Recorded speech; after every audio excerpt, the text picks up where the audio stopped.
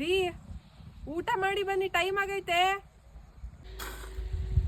ನೀನು ಯಾಕೆ ಬರಕೋದೆ ಈ ಬಿಸಿಲಲ್ಲಿ ಇಲ್ಲಿ ತನಕ? ಇನ್ನೊಂದು ಅರ್ಧ ಗಂಟೆ ನಾನೇ ಬರ್ತಿದ್ದೆ ಅಪ್ಪ. ಆಗ್ಲೇ ಊಟದ ಟೈಮ್ ಮೀರೋಗೈತೆ ಕಣ್ರಿ, ಬನ್ನಿ, ಅದಕ್ಕೆ ನಾನೇ ತಂದೆ ಕಣ್ತೆ, ಊಟ ಮಾಡಿ. ನೀನು ಯಾಕೆ ಬರಕೋದೆ? ನಾನೇ ಬರ್ತಿದ್ನಲ್ಲ. ಆಲೇ ಊಟದ ಟೈಮ್ ಆಗಿಲ್ವೇನ್ರಿ, ಅದಕ್ಕೆ ತಂದೆ ಕಣಂತೆ.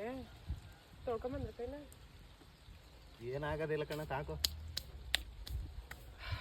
ರೀ. ಹಾಂ. ಅಯ್ಯೋ, ನೀವು ಎಷ್ಟು ದಿನ ಅಂತ ಈ ಬಿಸಿಲಲ್ಲಿ ಹಿಂಗೆ ದನ ದುಡಿಯಂಗೆ ದುಡಿತಿರ್ರಿ. ನಾವಂತೂ ಎಷ್ಟು ದುಡಿದ್ರು ಇಲ್ಲಿ ಇದೇ ಬದುಕು, ಇದೇ ಕಷ್ಟ ಜೀವನ, ಅದೇ ಹಳೆ ಮನೆ. ನಾವಂತೂ ಶ್ರೀಮಂತರಾಗಕ್ಕೆ ಆಗೋದಿಲ್ಲ ಕಣ್ರಿ. ಹಂಗನ್ಬಿಟ್ಟು ಈಗ ಏನು ಮಾಡೋಣ ಅಂತ ನೀನು? ಅದೇ ಪಕ್ಕದ ಮನೆ ಪದ್ಮಕ್ಕ ಅವರು, ಅವ್ರ ಕುಟುಂಬ ಎಲ್ಲರೂ ಬೆಂಗಳೂರಿಗೆ ಹೋಗಿ ಈಗ 1 ವರ್ಷನೂ ಆಗಿಲ್ಲ ಕಣ್ರಿ, ಆಲೇ ಒಂದು ಕಾರ್ ತಗೊಂಡವ್ರೆ. ನಾವು ಹಿಂಗೆ ಎಷ್ಟು ಅಂತ ಕತ್ತೆ ದುಡಿಯಂಗೆ ದುಡಿಯೋದ್ರಿ, ಏನೂ ಬದಲಾಗೋದಿಲ್ಲ, ಅದೇ ಕಷ್ಟ ಜೀವನ.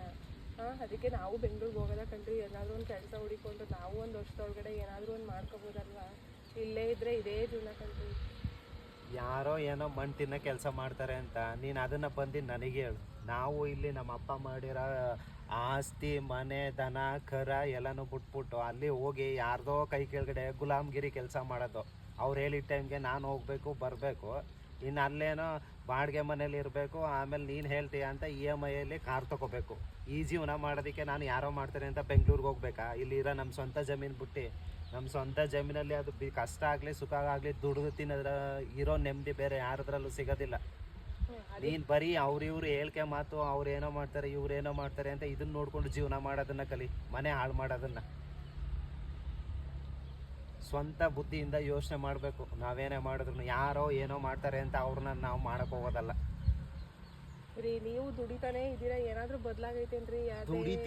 ದುಡಿತೀನಿ ನಮ್ಮ ಸ್ವಂತ ಜಮೀನಲ್ಲಿ ಸ್ವಂತ ಕಾಲ ಮೇಲೆ ತಾನೇ ಮಾಡ್ತಾ ಇದ್ದೀವಿ. ಇವತ್ತಲ್ಲ ನಾಳೆ ನಾವು ಶ್ರೀಮಂತರ ಹಾಗೆ ಆಗ್ತೀವಿ. ಈ ಭೂಮಿ ತಾಯಿನ ನಂಬಿದ್ರೆ ಕೈ ಬಿಡೋದಿಲ್ಲ. ಅಲ್ಲಿ ಹೋಗಿ ಯಾರ ಕೈ ಕೆಳಗಡೆ ಗುಲಾಮ್ಗಿರಿ ಕೆಲಸ ಮಾಡೋಕೆ ನಂಗೆ ಇಷ್ಟ ಇಲ್ಲ. ನೀನು ಬೇಕಿದ್ರೆ ಹೋಗು.